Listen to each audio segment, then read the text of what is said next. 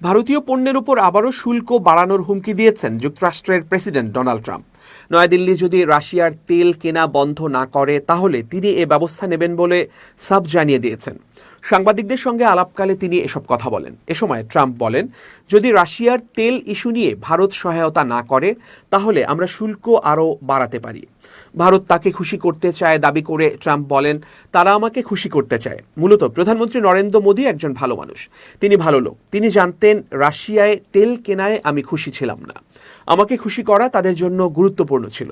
তারা বাণিজ্য করে, এজন্য দ্রুত সময়ের মধ্যে তাদের পণ্যে শুল্ক বৃদ্ধি করতে পারি।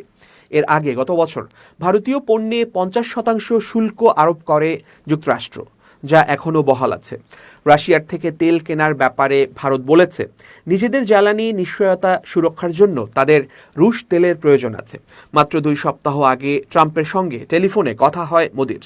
শুল্ক নিয়ে উত্তেজনা থাকা সত্ত্বেও তারা দুই দেশের মধ্যে ভালো সম্পর্ক রাখার ব্যাপারে একমত হন। কিন্তু এরপরও ট্রাম্পের কাছ থেকে এমন হুমকি এলো।